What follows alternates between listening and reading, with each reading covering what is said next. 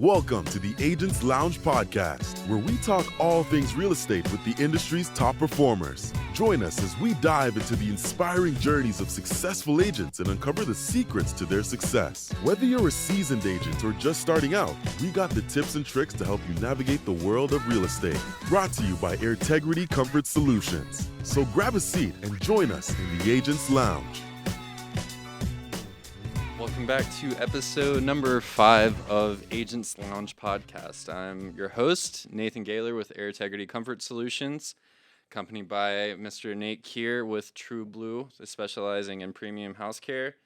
Co-host Francisco Bermudez Jr. Howdy. How's everyone doing? Good, Nathan, yeah. Fantastic. Yeah, and we'd like to welcome our guest today, Jennifer Taylor with EXP Realty. How's it going? Fantastic. Yeah, cool. So, yeah, Jennifer Taylor with EXP Realty. Welcome. Thank you. All right. So, yeah, just it's okay to be nervous if it's a new thing for you. So, just tell me a random question here. If you could pick a superpower for a day, what would it be and why? Ooh, probably reading somebody's minds. Why is that? Because when you go into a room or you approach people, you never really know what they're thinking. So I would love to be able to know exactly what somebody's thinking. Right. Or if somebody, like for a client of yours, maybe you could be like, are they wasting my time? Exactly. I was literally fixing to say the exact same thing. Like, are we just sitting here shopping, window shopping, or are we legit fixing to buy a house? Yeah. I like that. That's one I haven't heard. So that's good.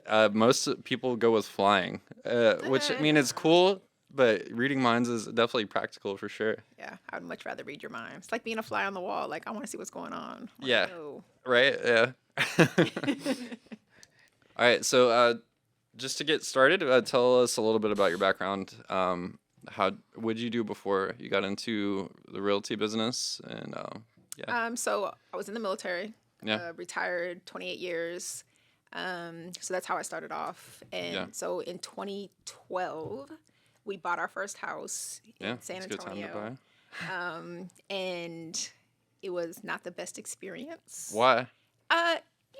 It just wasn't the best experience. As a first-time home buyer, it was new to me. And just a lot of ups and downs. And so then it was like, you know what?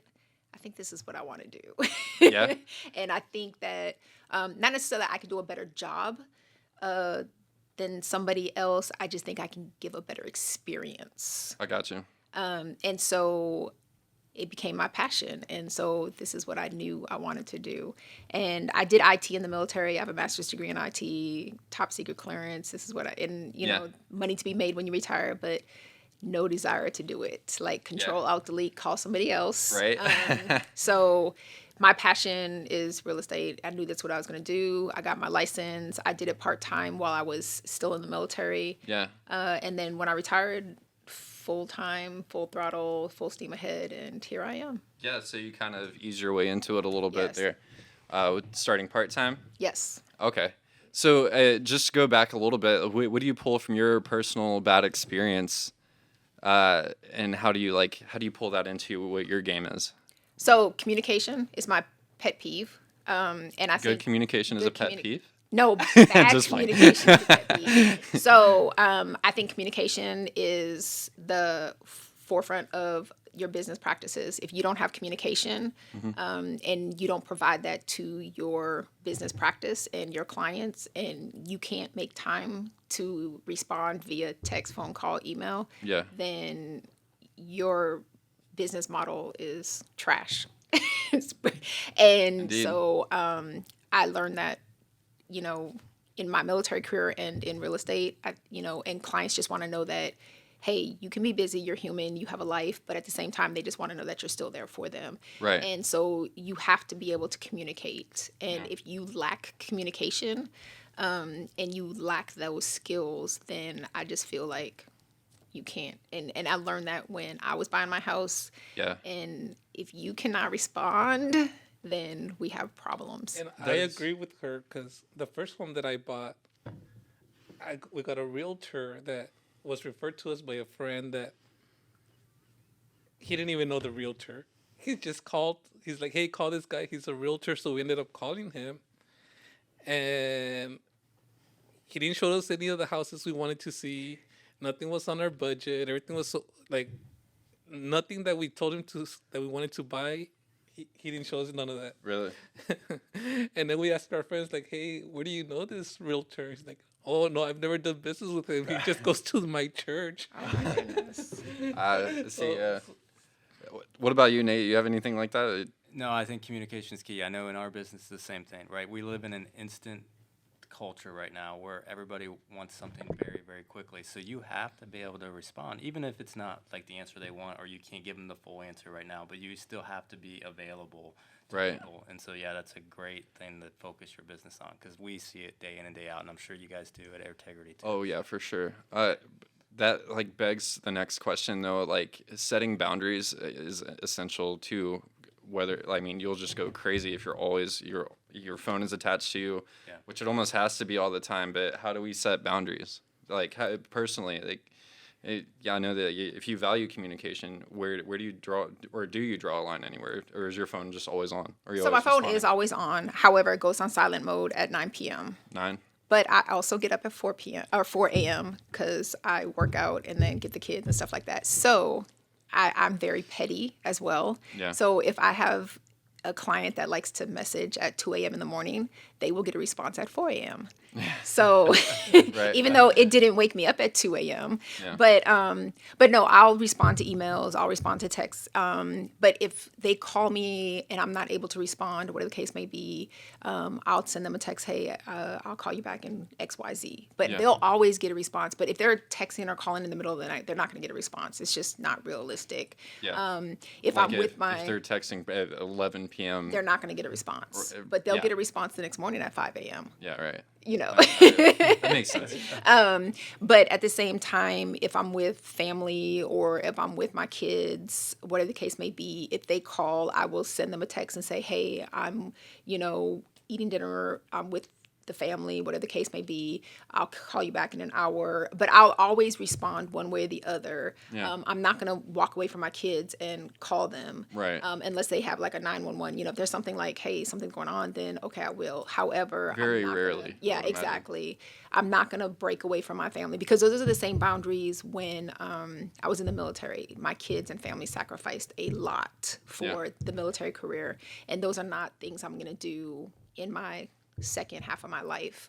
And so those are the boundaries I set and promises that I made to my kids. But at the same time, you have to make the clients feel just as important as everybody else because they want to feel like they're a priority as well. Yeah. And that's where the communication comes in play. Like you have to still communicate. You can't just ignore the phone call because you're with family or you're, XYZ. So at the same time, I will respond, but I'm not going to just be like, oh, let me get up from the dinner table and answer this phone call. I'm not going to do that. Yeah. I've gotten a similar answer to that before, but they were more adamant on like, if I'm sitting down, I'm not gonna look at it like until whatever is, Right. Yeah.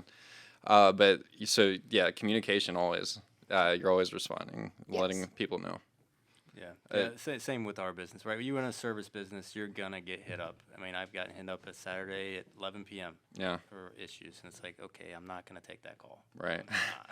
Right? So if people text me, okay, I'll respond to the text the next day, right, or something like that, or I'll respond at the end of the day, some text.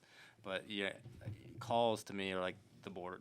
They're the line in the sand. Like you said, you're with your family, I'm not taking a call. Yeah. But yeah, if you text me, I'll respond to your text. I'm not gonna just ignore it. Yeah. Yeah. Nice.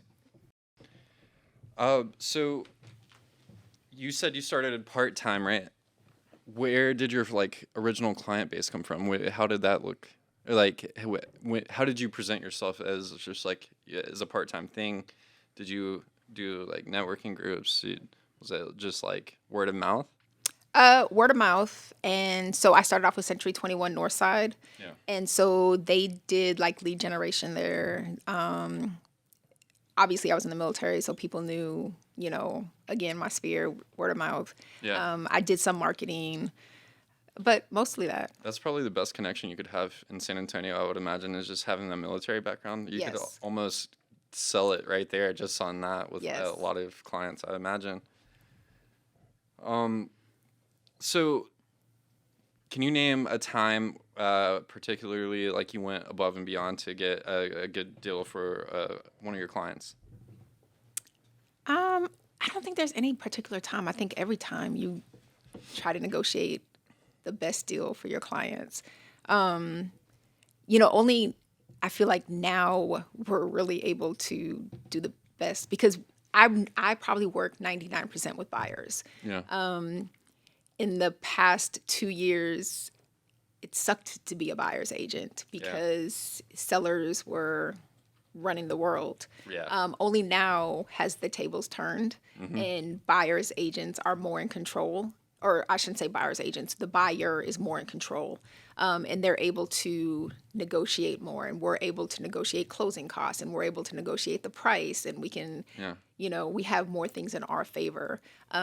So we're definitely able to do a lot more. Yeah. And so I can't really necessarily say, oh, just one client, we're able to like, because I feel like, each and every deal that we do, I always treat it like it's my money. And I tell my clients that all the time. Like, I'm never going to go into a deal and pretend like I just have your money and we're going to just, wild out. It's always going to be like, it's my money and we're going to treat it, because I'm very frugal. Yeah. And I'm always looking for coupons and I'm trying to save money at every corner I can. And that's how I'm going to treat your money. And I think they appreciate that. And that's how we approach every deal. Yeah. Jennifer, and you're a first military agent. I'm very interested to figure out like how's that transition from the military into becoming an agent. How do you feel it has helped you or prepared you for your current job? So I feel like I'm very disciplined and I have routines in place. And so I have people ask me all the time. So I'm solo in everything I do. Like, I don't have an admin assistant. I tried out a transaction coordinator one time. I'm very OCD and I'm very... Yeah, so like the minute they don't do something that is I'm like out of line. Yeah, and I micromanage a lot and I have to follow up on everything I do. So everything I do, I have a process for. And so I literally do everything myself. And so I do believe my military career prepared me for that. And I have rituals for everything, like from the time I wake up to the time I go to bed. And so I do believe my career prepared me for that. And I'm the top producing EXP agent in San Antonio. And so, but I don't have a team. I do that myself. Yeah. And so I contribute that to my military career. That is so cool because like the discipline is very difficult, especially like waking up early. Like there's days where I don't want to go to the gym and I'm going to slip. Like I'll just postpone it to another time of the day, or I'll postpone it a week or a couple of days. But yeah. Or if I don't want to do something, like having the discipline to do it, because you're like, okay, I'm not just going to do it today. I'll push it. Yeah, like getting up at 4 a.m. for the gym. Not me. Maybe, God, I'd be lucky to make it by 6, I think. Right? That's something you're taught at the military, right? Yeah. People do. Just get up and you're ready for it. Like. Yeah. I mean, you have to. It's something that's just instilled in you and you just continue to do it. I mean, don't get me wrong. There's days I'm like, oh, gosh, like, do I want to do this or do I even feel like dealing with people today? Like I tell them, I'm like, some days I'm like, I don't even know if I'm a people person, but it's a joke, but there's people that are just not friendly and you're like, why did you even come outside today? Because you're just not nice. Yeah. But you're always a reflection of your clients. So you always have to put on the best attitude, because I can't go and be ugly to somebody, because then I'm a reflection of whoever I'm representing. And so I don't want to be nasty and give that same negative energy somebody's giving to me, because then it may affect my client, or it may affect the deal that we're trying to, negotiate. So I always have to remind myself, like, I really want to throat punch you right now, but I can't. So let me just smile and even out of the professional realm, like you take that home, like it's a big circle. It's not good. Like, exactly. Yeah. And I'm interested to know, especially from the military background, do you work with a lot of military? Are those a lot of your customers? It is. Probably 99% of my clients 99? are military, retired, veterans. So how does that help you? Like, how does, if somebody comes from San Antonio, relocates, like, what would be the difference between having an agent that's a former military versus somebody that is not? So there's not, during the seller's frenzy, it was my pet peeve because there was a lot of people that were not well versed in VA loans. So, you know, they were directing their clients not to accept the VA offers, which made me very upset because VA loans are one of the top closed loans there are. Yeah. But because of people's ignorance to the loans, they just would tell their sellers don't accept them. And so, but now people are a little bit more educated in the process. And as long as you're educated and you know about VA loans and what they bring to the table, then there's not a problem. But we still have some people that just refuse to get educated on them.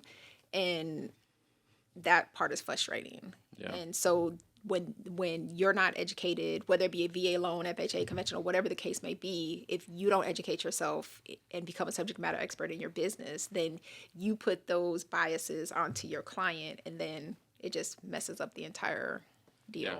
And Right. I'm sure you're familiarized with the benefits that some Oh, military absolutely. families will get, right? Yeah. Yeah. Because, of course, I get those same benefits. So it's, That's huge. Huge advantage for you. yeah. Yeah, that's awesome. So it's my favorite question is just like, wait, what is it? What is your strategy for dealing with difficult clients or uncooperative customers? Ooh. Clients. So, like, in what aspect? Like, Maybe they're just high demand. Maybe everything that you're showing them is just like it's something that they had described, but then maybe like you get there, you show it to them, they're just like. so are we talking about, like, people that have champagne taste but beer budgets? Or are we talking Yeah, about... maybe that's what's Are up. we talking... Right. So you honestly... They want Bel Air, but we're looking like Milwaukee's best. Yeah, I feel like I'm dealing with those right now.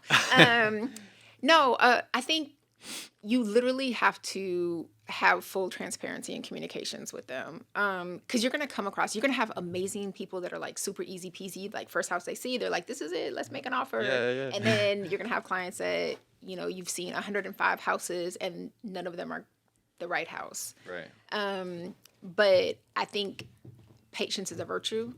And you have to remember that it's a big purchase and not everybody is going to be the same. And regardless, you just always have to remember to be patient. And you can be frustrated and take those frustrations home, but you always have to put yourself in their shoes. And you can have conversations with them. And then at some point, you're going to have realistic conversations. Be like, look, you have to have an 80% solution. Nothing is ever going to be 100%. But if we can get to 80%, and then when you break down those conversations, normally you can kind of ingrain that into them. And, you know, if it's cosmetic, then we hire handymans and they fix it and get you to the 100%. Yeah. If it's not structural, then we're good. If it's purple paint, we can paint that. You know, Right. if it's a light fixture, we can replace that. Again, we're looking for 80%. That's what we're looking for. And if you can make them visualize, because people are visual, we're Almost. visual. Yeah, always. We're Almost visual. always. So if you can get them into that mindset of, you know, get out of, you know, your Pinterest and your HGTV, you know, things that you've been watching and, you know, looking for, then normally... Those are some good memes. Like, when they make fun of the TV shows, they're exactly. Normally, you can get them to kind of like, okay, let's come back to the real world. You can normally get them focused. And then there's going to be some clients that, you know what, sometimes you just got to be like, I don't think this is going to work out. Right. So we have a handyman here. So I'm pretty sure, how do you help them get to 80%? Or 100%. Yeah. You get from 80 to 100? Yeah. Oh, yeah. There's a lot of stuff you can do. I mean, there's paint, like you said. There's repairs around the house. There's, you know, new ceiling fans, new whatever. So we can definitely help them get there. But I have a question. So you were talking about visual, and I was talking to an agent, I think it was yesterday, actually, and he's like, I just sold a house without the people even looking at it. They just Oh, man. looked at the pictures. And I was just curious if you'd ever run into that where you had a client. Probably 50% of my clients buy houses sight unseen. Really?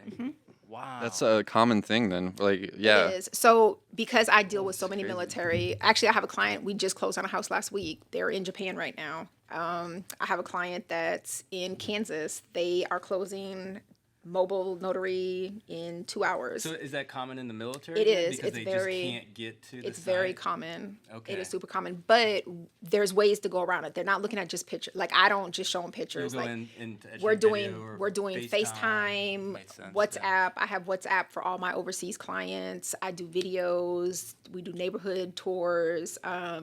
So we do as much virtual. Like they can't touch, feel, smell, but I mean, I'm zooming in. We're still doing the inspections. We're still doing everything as personal as we can possibly make it. But yeah, I deal with a lot of out of country, out of state, out of everywhere That clients. is so cool. Yeah. I could barely buy a pair of pants on Amazon.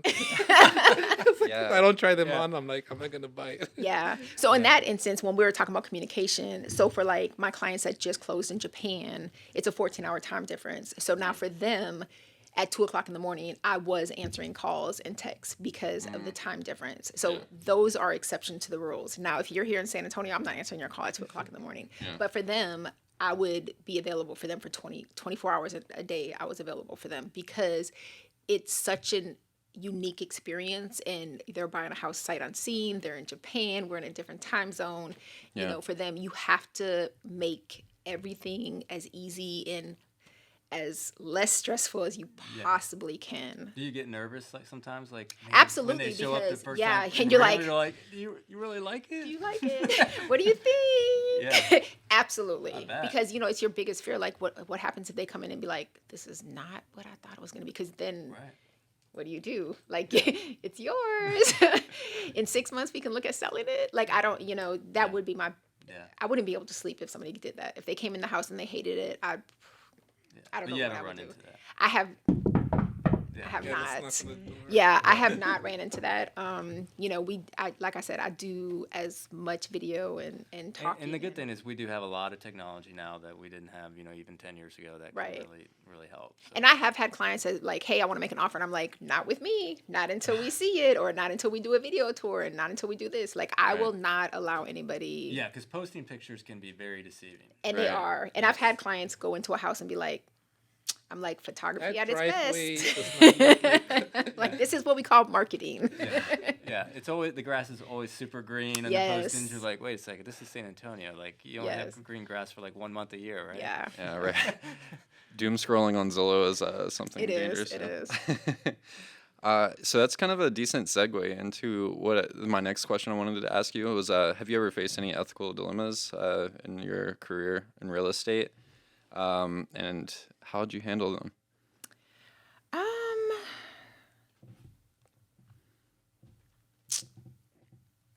We've certainly faced them over here. I'm sure Nate has too.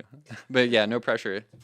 I'm possibly, I'm sure I have. I feel like everybody has. I can't think of any one specific thing, Yeah. but I feel like I'm never going to compromise my name, my reputation, or my license. So I'm never going to cross a bridge that's going to put myself into jeopardy or Yeah. my clients. So I definitely can't say I haven't faced any ethical dilemmas, but I can't think of like, oh yeah, this is a prime example. Yeah.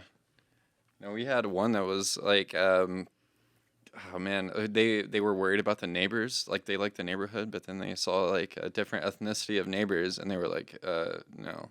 And so like he had to draw a line in the sand. I mean, like, yeah, I'm not gonna work with you now. Like something like that. I don't know if you have anything, but Oh, I wow. was digging for something. Maybe I don't know if you have had a hard client like that before. Nope, nothing with ethnicity. Oh, not just saying. Yeah. No, yeah. No, not that I.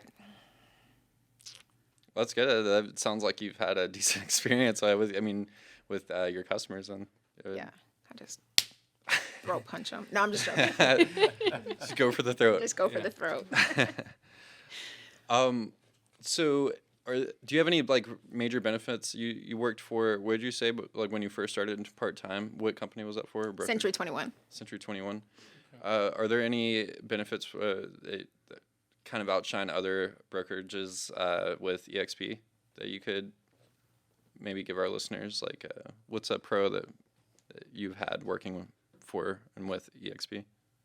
So I love EXP, and I'm sure all brokerages have their pros and cons. But for me, the reason why I like EXP is because it's cloud-based. And so I work out of my house, and everything's virtual. Yeah. And that is what works for me. Right. So after being in the military for 28 years, having to go very, rigid routines. Everything has to be tangible, yeah. Right. And so with EXP, I come and go as I please, as long as I follow the rules, as long as I do what I'm supposed to do in accordance with, Trek and Sabre and my brokerage. Yeah. And they don't mess with me. I don't mess with them. It's a beautiful relationship. And I love it. And you don't have to throat punch anyone. And I don't have to throat punch anyone. So it works beautifully for me because it's very flexible. Yeah. I can take my kids to school. I can pick my kids up unless they have to ride the bus, and then they get mad at me because they ride the bus. Because it's heaven forbid you have to ride the bus. Oh yeah. But it's a beautiful relationship, and it works wonders for me. Yeah, for more independent people, that you can manage yourself, your time. Right, and it doesn't work for everybody, and that's fine. And I think, when you're in real estate, you have to find what works and fits for you. Yeah. Not every brokerage is going to, EXP won't work for everybody because of the independence that it provides. Yeah. You have to have a certain amount of discipline, I would imagine. Right, too. right. So it works for some people. It doesn't work for everybody. And that's fine. And I think, there's a lot of debates out there for brokerages, but there's not one shoe fits for all. And you have to find what works for you. Yeah. And that's perfect. Like, try out 10 different brokerages if you have to. Right. And find out which one works for you. Yeah, exactly. Because, we can sit here and have conversations all day, and I can sit here and tell you, hey, this works for me. And then you go out there and try exactly what I'm doing, and you be like, this is not it. Yeah, right. Well, a lot of people do value that kind of like team building thing, or just that environment, like having that interaction. Yeah, and that's what we talked about that earlier. Like, they want to go into an office and have that team unity, and that's perfect, and that works for somebody. And like for me, it doesn't. I don't want somebody to tell me, hey, there's a team meeting at 9 a.m. Right. Because I'm probably not going to be there, and then I'm going to get in trouble, and that's not.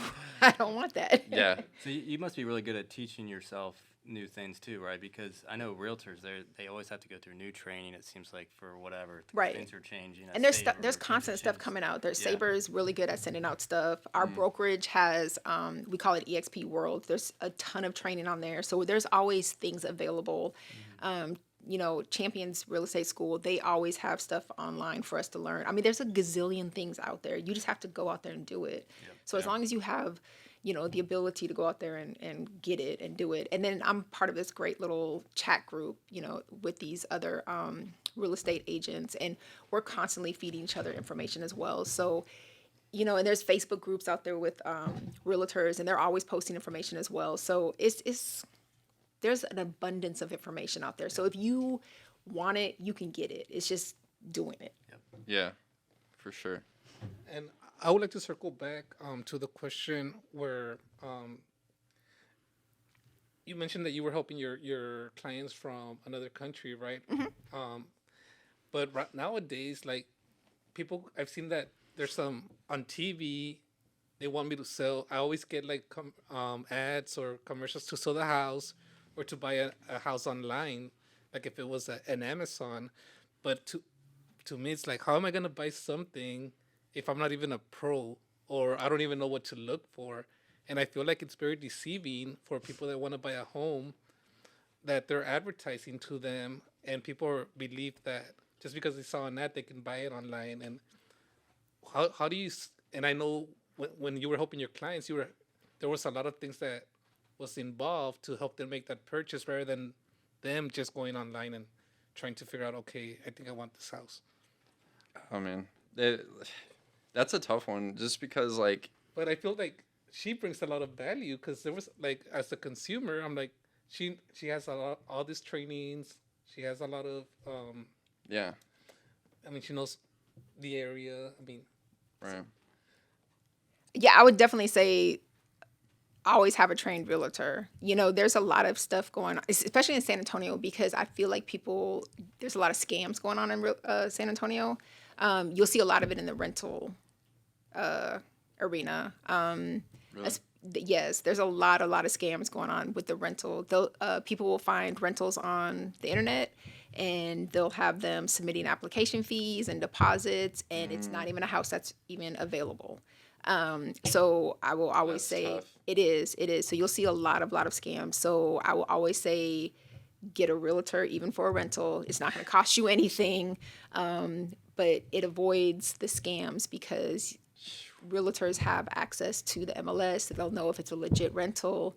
But there's so many scams out, and the same thing with home buying. Because we can do that interaction face to face. We can go out there and do all those tours. We have the experience.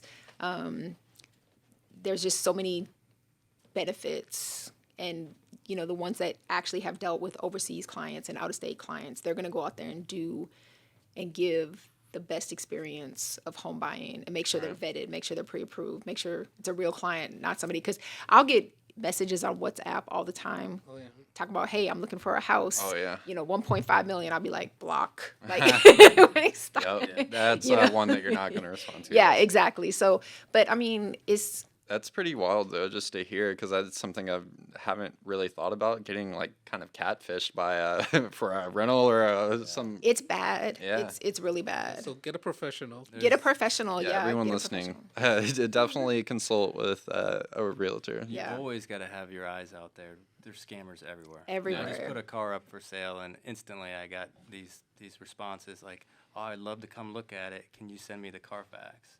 Oh And I yeah. was like, no, you can get your own Carfax. They're like, "I'll just go to this website, fill out the form. Click on this link." It's only $25, and then it'll send it to me." I'm like, "Okay, I know what this is, right?" Yeah. Right. It's bad. It is so bad out there. Yeah. It's the same in our industry. Like people that they'll give you a quote online, but then they show up to the house and they're like, oh, it's gonna be extra because it's in this closet. We need to run this. We need to do this. Like by the time you end up finishing the project, it ended up costing them more. But Oh, those are the worst calls. Like, I just got a text. It was like, how much for like a 4-ton? I'm like, 15 Series 2 or whatever. I'm like, I mean, it's a ballpark, really. Like, without looking, Right. actually, yeah. Yeah, I don't like answering any of that stuff. I know. won't do it, actually. I just Really? want to give people a number. I'm like, look, I need to at least have some photos. We need to have some dialogue before I'm going to give you any number. Right. So, Yeah.